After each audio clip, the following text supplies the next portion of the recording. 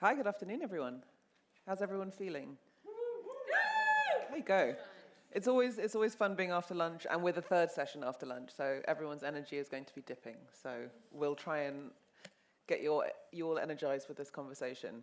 We had a discussion earlier that we wanted a bit of conflict, but unfortunately, I think our wonderful panelists they're all brilliant in their own ways, and I don't think there's going to be conflict. But our challenge is going to be fitting all of this in to 35 minutes. So I'm going to be keeping my eye out for the person waving numbers at me.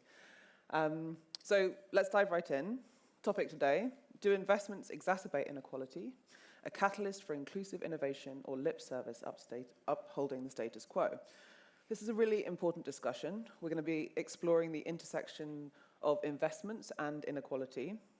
And today we're going to be focusing on whether current investment practices are genuinely promoting inclusive innovation, or are they just maintaining what's been happening for many, many years?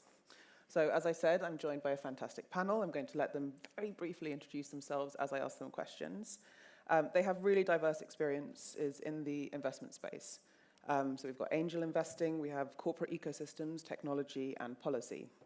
And together, they are going to explore the systemic barriers that are hindering inclusivity in investments, the role of biases, and what actionable strategies can drive meaningful change. So we want some action. We want to see change. We don't want to talk about the problem. We want to see what we can do differently. So the goal today is to uncover how we can restructure traditional frameworks, hold key players accountable, and ensure investments foster a more equitable environment for all. So without further ado, I'm going to start in order. Hope you appreciate how they're sitting underneath their pictures. It always really confuses me when people aren't doing that. Yeah. So first, Phaedra, I'm going to have two questions in one. Mm-hmm. So firstly, how can traditional investment frameworks be redesigned to not only challenge existing inequalities, but actively prioritize and empower underrepresented founders? And the second part of that, getting to specifics, is what strategies have you seen that prove both socially and financially beneficial? Okay, thank you. Thank you for coming to this panel. I really appreciate being here. And I'm supposed to do a 10-second introduction. So my name is Phaedra Marie Saint-Hilaire, and I wear several hats. For the purposes of this panel, I'm a part-time angel investor, both privately as well as for a UK venture fund called Ada Ventures, which is an inclusive venture fund. And I'll tell you more about that because I think it's one of the companies that's actually implementing such a strategy. When I'm not investing and giving away money, or as I like to say, putting money where my values are, I work as a DEI consultant, and I also do executive coaching. And I founded a community of women in Denmark, to women of color, to ensure that we can navigate and thrive in the workplace. So for me, doing angel investing was an extension of doing impact work, and in this case, making impact with finances. So to the question at hand, it's a fact, it's well known that most of the venture capital, it goes to 80% of the venture capital goes to all male teams, or probably like 10% all female teams. And if you have minority founders, it's depending on the country you are in, then it's probably 4%. And most of the people who receive venture funding, they could go into, if you were to spread them out on the diversity map, they would probably all congregate in one section because they are very much alike. Fortunately, there is an increasing trend that people are becoming more aware of being inclusive, of impact investing, wanting to invest in accordance with their values. And one of the venture companies doing that, as I mentioned, it's Ada Ventures. And the way they do that, it's several ways. They have, what the goal is to find extraordinary talent that come up with the best ideas to solve many of the challenges, the global challenges that we have: climate, health, inequities economic inequities. So these are the topics, these are the areas that Ada invests in. And the reason they say find the best talent, it's because it's important that we understand that if you do impact investing, it's not a loss, it's not charity, it's actually extremely profitable. So you can do good and be profitable at the same time. They're not mutually exclusive. And the ADA inclusive venture, what the difference is that it's where they look to find this extraordinary talent. They don't want to look in the usual places. You don't want to have the usual suspects. So there they have like a 5S strategy. First, they had a look at themselves as an investment company, and they make sure that the team structure is diverse and inclusive. They have a strategy where they go out to find those inclusive, those underrepresented founders with products and services that serve underserved markets. And then where they really make the difference, it's in the scouting and the selection. To ensure that they reach underserved or you're not your usual suspect founders, they employ a series of scouts. So I'm an ADA scout, and the scouts they have about over 100 scouts in the UK and in Denmark, and you go out and you find founders and ideas that probably your typical venture capital will not find. And the selection process is done so that it's not biased. And then the last thing they do, they ensure that they support the founders, because everybody's circumstance is different, and some founders might need more support than others. For example, if you are a single-parent founder, they make sure that you can get 40 hours of emergency childcare to be able to do that. So in addition to the scouting and the non-biased selection, they also have angels to show that there's diversity in angel investing, and hopefully at some point these angel investors can go on to create their own funds and also perpetuate this inclusive lens when you select. So does it work? Brilliant. I will just give you two statistics. The fund started in 2019, and now, of course, there's been no exits, but what they can see, when they look at the value of the companies that ADA has invested in, they are doing extremely well, and they're in the top quartile of investment, startup companies. So they are performing well on the financial metrics. When you look at the diversity, if we were to look just at gender and ethnicity, 50% of the companies that they invest in have all-female teams, and they have 45% of ethnic minorities represented in the founders. And from a traditional venture, the average is 10% for females and about 4% for ethnicities. So you can see that it is having an impact, but you have to be very intentional about it and really do a lot of work to make sure that you are doing it in the right way. Brilliant, thank you. And I love that reframing, that it's not charity. No. There is huge profit to be made, and there's huge strides that we can make forward. And so it's reframing that for investors as well. Yeah, absolutely. So I'm going to move on to Regine. Hello. Another long question. Given the declining trend in investment for female founders and founders of colour, how can Nordic corporations be held accountable for promoting inclusivity without shifting the burden onto marginalised entrepreneurs?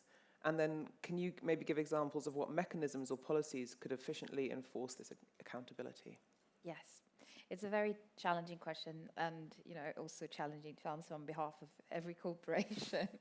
But I love one part of that question, which is shifting the burden. And I think that's one of the things that's been frustrating me quite a bit, especially now. I've been working a lot on the issue of trying to increase the level of female founders who receive funding from investors, because we ask them to be to champion their own case, to go and do all the marketing themselves, to be communicators on behalf of themselves. We want them to write LinkedIn posts, be on stage, and I think that's one of the things that I saw, that one of the areas where we need to take responsibility is the fact that we also need to sit in these seats and go to conferences and be a part of panels and talk about this as well, and not just give that ask to people who need that help and talk on behalf of them, because these are people who need to spend way more time and energy to succeed in the way that the white men are doing. And so let's free their time so that they can spend it doing what they need to do in order to succeed, so that they don't have to constantly be on stage or in newspapers, or because they also take more risk. It's so easy for me to be on stage or write articles or LinkedIn posts, and I only get praise for it because I'm a white woman. But it's so much more risky for other people to do that type of work. So that's one thing. But that's just kind of on a personal note. For corporations, I think corporations only care about one thing. they want to make money. Obviously, they want to be profitable and as much as possible. So you need to listen to people like Fedra and learn the statistics and learn about the examples, so that you can educate yourself to know that this actually, it could be as profitable or even more profitable to be more inclusive in your investments. And then you need to start measuring it. You have to actually tell executives that you will not be receiving your bonus if you're not also thinking about inclusivity in the work that you do. And then I also need corporations to stop employing one singular DEI person and then employing them close to or within the marketing department, because it's just so obviously just Lip service. yeah. And then as soon as the going gets tough for a company, it's the first to go, right? We had a speaker dinner yesterday, it was lovely, but I spoke to so many unemployed DEI people, because times are tough now, and those are the people who go. And there are always these type of unicorn positions where we employ them, they have no team to work with, they're not connected to anything in the organizations, and then they just run around and they try to get people from their own company, their own co-workers to listen to them. And then it's just for them to tick a box to the board to say, well, you know what, we did care about this. And then they're left on their own to sit alone in a corner with no muscle, no budgets. And I think that really provokes me. It's the same with the sustainability officer as well, usually. Yes. So, Moving on. yes. I totally agree. Sorry. And there was something that was said last night at an event that Tom and I were at, which is often founders from sort of who aren't white men are not only representing themselves, but they're representing their entire communities. And so they feel like when they fail, that failure is also a reflection on their communities. And that's a huge amount of pressure to put these people under. So, Tom, moving on to you. So what innovative strategies can be implemented in Oslo's startup ecosystem to enhance diversity and inclusivity during events like Innovation Week, which is wrapping up today? And based on your comparisons of other ecosystems, what key lessons can be drawn to improve inclusivity and foster a more equitable environment in Oslo, but also beyond Oslo? It's a big question. I think it's important to firstly say that whilst I lead Oslo Innovation Week, I work for Oslo Business Region. We're the business development agency for the city of Oslo. And we focus primarily on attracting international investment and international talent to the startup and scale-up ecosystem here. I don't think we have to be particularly innovative, actually. I just think we have to change the way that we think, but we have to also be a little bit stricter in how we do things, and we have to look more outwards. I think all startup ecosystems are bubbles, but I think Oslo may be more than others, and perhaps the same could be said for the other Nordic ecosystems. So I think we need to be a lot better at traveling, talking to people outside of our bubble, both in Oslo and outside, and having difficult conversations.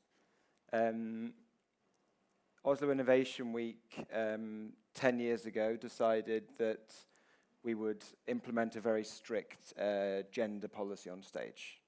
So we would not accept events that had less than a 50-50 gender split on stage. This didn't go down well. But 10 years later, it goes without being said, most of the time. But we still see events. This week, we've had 90 events during the week. Diversify is the last event of the week, and probably the most important in terms of trying to change the structures that we have within the ecosystem. We still see a lot of box ticking, especially when it comes to partners working in the VC world. The investment ecosystem here in Oslo has grown a lot in the last 2 or 3 years, but they all look like me, basically. Mid to late 30s, white guys, unfortunately. Things are changing. We're seeing more and more female partners, but they're still the minority. So we've taken certain important steps, for example, collaborating with Diversify. This year we had a mandatory Diversify workshop for all event organizers. So if you were organizing events at Oslo Innovation Week, you had to attend, and you had to listen and learn from Chisholm and her team about how to make your event more inclusive and diverse. And I think people were really shocked. Everything from designing an event during Oslo Innovation Week, how to make your event more inclusive, how you write an invitation, all these small little things a lot of event organizers wouldn't think about. Another thing I think we can do more of, I talked about looking outside your bubble, but we try in Oslo Business Region to invite startups, scale-ups, and investors to attend other events in different cities across the world and see what they're doing. And we see, for example, in Berlin and Stockholm, there are 2 cities that actually have government incentives when it comes to VCs investing in female-led companies. We don't have that yet in Norway, but it's something we would like to see more of, and hopefully we can help push that agenda. Brilliant, thank you. I can see the time slipping away. I knew this was going to be the challenge. There's too much good stuff. Kogu, finally, over to you. How can ethical considerations be integrated into technological frameworks, and how can they reshape investment decision-making processes? And what specific systemic changes are necessary to ensure that these innovations lead to equitable financial outcomes? Yeah.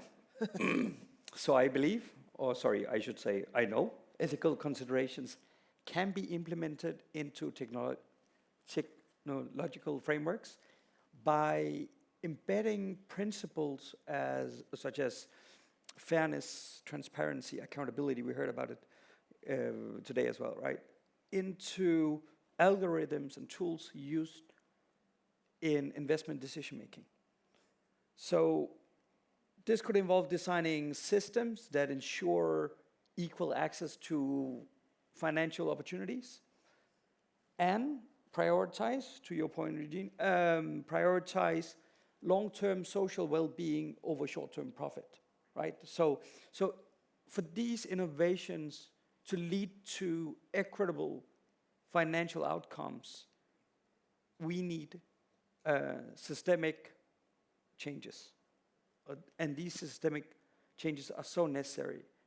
And what we want is we want regulatory frameworks that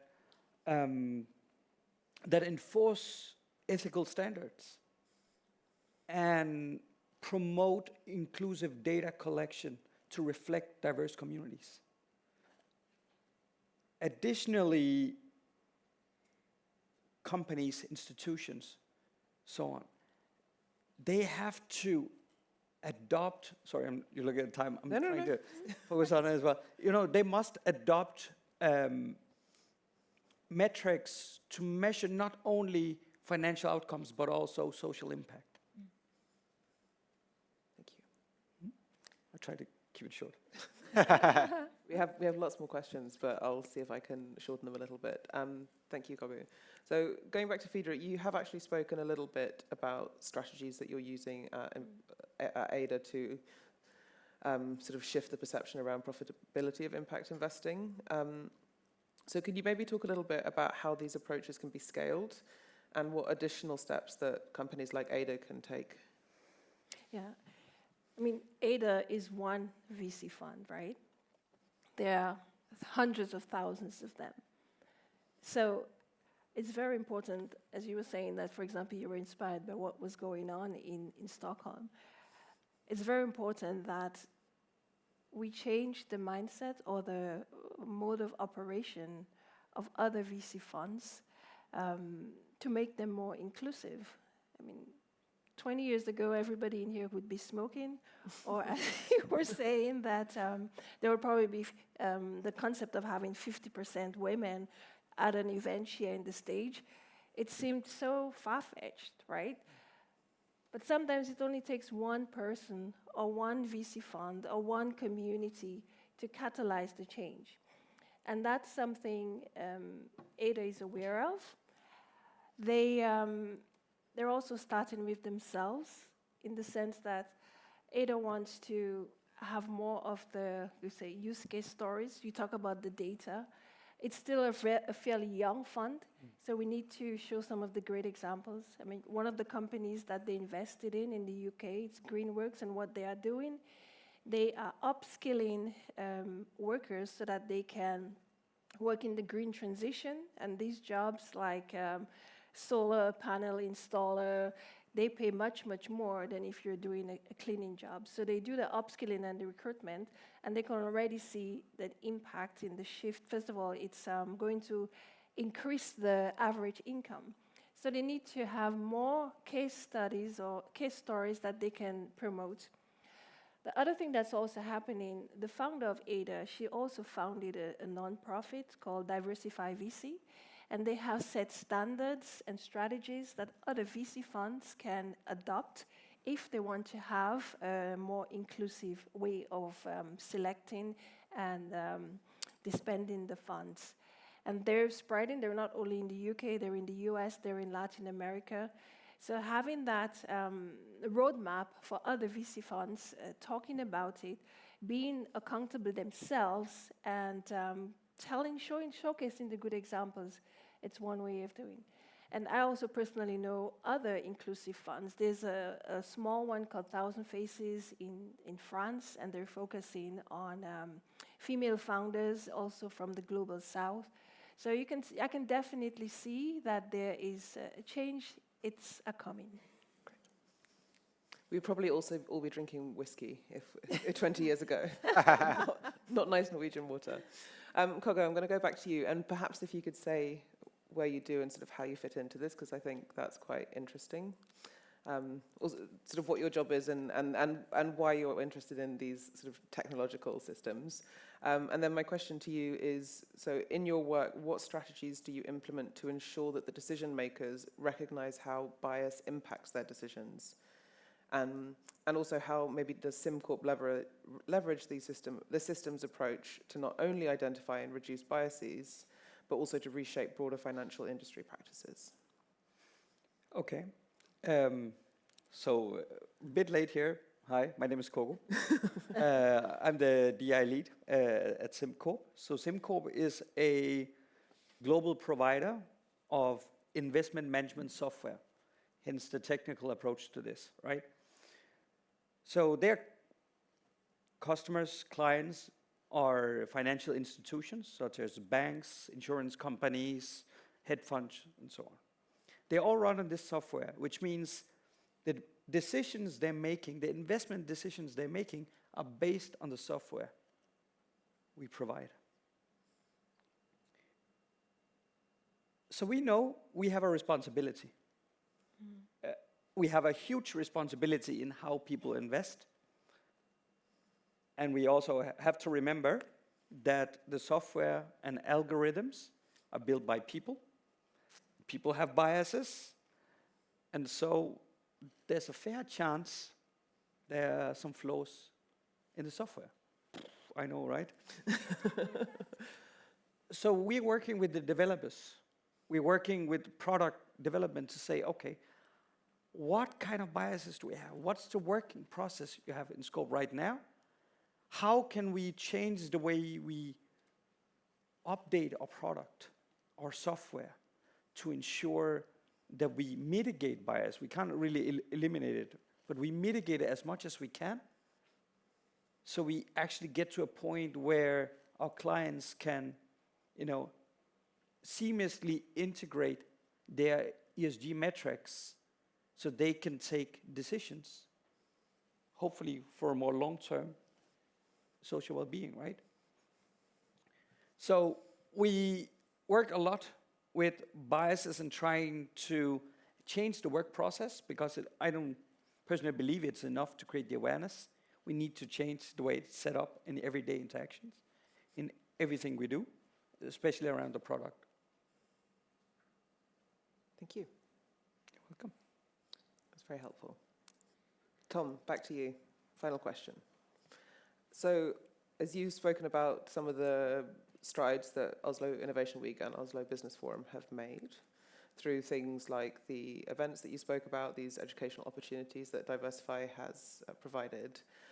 So homogeneity still remains a challenge. We're agreed on that, right? We are. So what other concrete actions do you think must be taken to enforce stronger guidelines that sort of compel these event organizers and investment networks to prioritize diverse representation?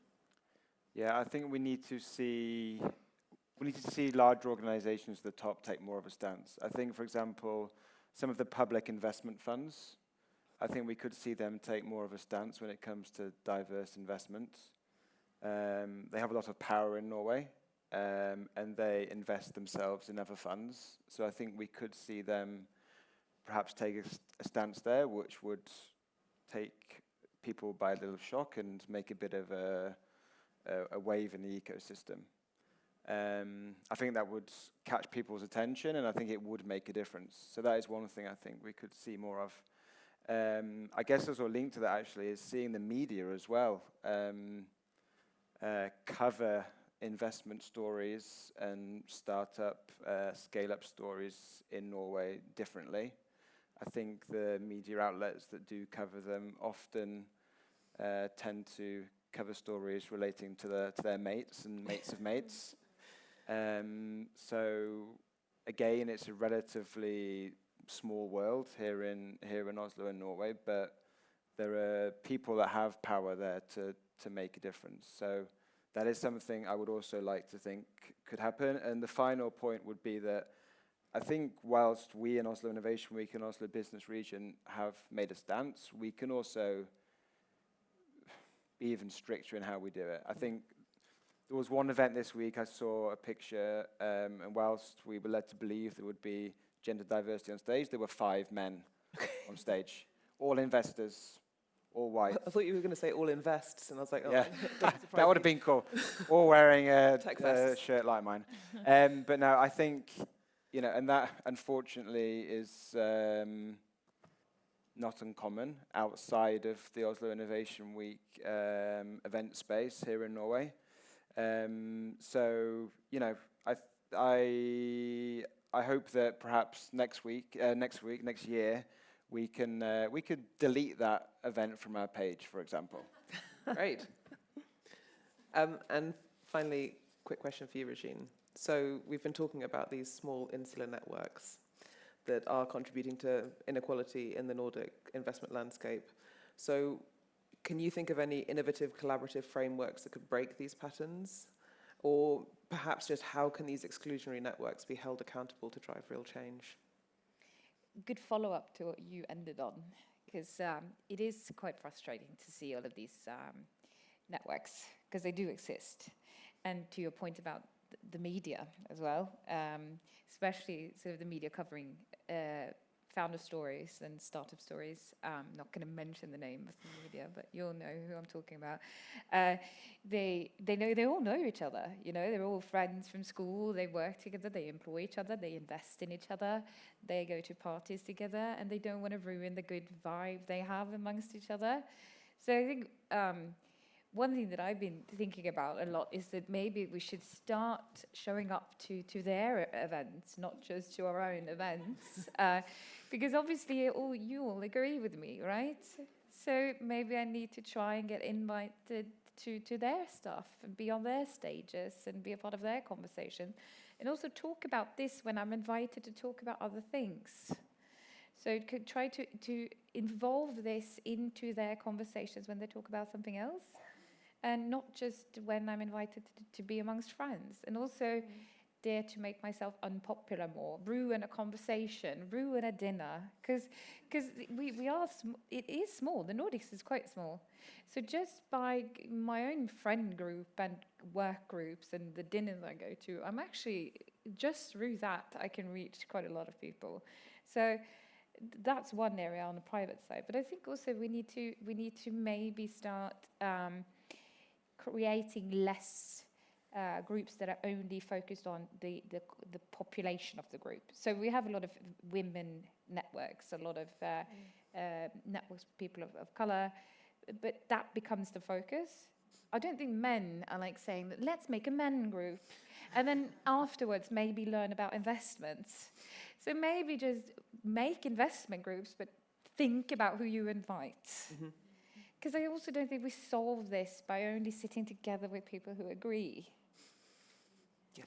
Because that's not how they built their networks, is it? Absolutely. And this leads us on very nicely to our final question, which you've sort of answered, but I'll let you have another go. So quick, 3 and a bit minutes left.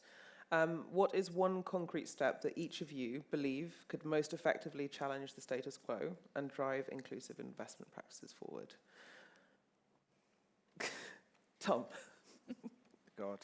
There's lots of things. I think I mentioned it earlier, but actually travel. I think like get out of the comfort zone. I think there are various people I've met this week during Oslo Innovation Week that have traveled to Oslo from completely different cultures to learn about what we're doing in the Nordics, right? And I think that the Norwegian investment and startup ecosystem could really develop and learn a lot from traveling outside Europe, at least. Like, get out and see what's going on, learn from other cultures.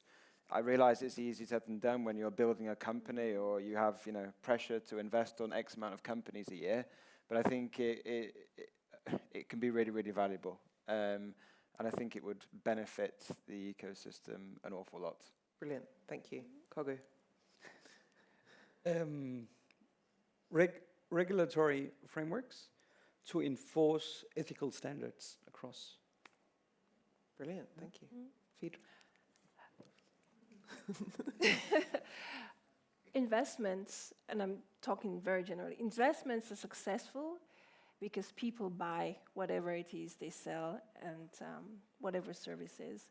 So I think if we have to change the way investments are done, all of us have a responsibility to put our money where our values are, use our purchasing power, and the same also applies for corporations. If the company is not inclusive or not ethical, then do our best to not buy their product. Thank you. And finally, Regine. We need to pull out the whips. We need to be punished more. I'm sorry, but the Nordics, we live so without consequence. All corporations, we don't get any consequence for anything we do or don't do. We need to be penalized more, honestly. Brilliant. We have 1 minute left. So thank you very much to my wonderful panel. My takeaway is to be unpopular at dinner parties. That's going to be my challenge. I'm going to go out into the world and try and make myself unpopular. But this was brilliant. Thank you so much to my 4 wonderful panelists. Please come and find them afterwards to ask them more questions. And as Phaedra said, put your money where your values are. I think that's a great. Yeah, thank you. Thank you.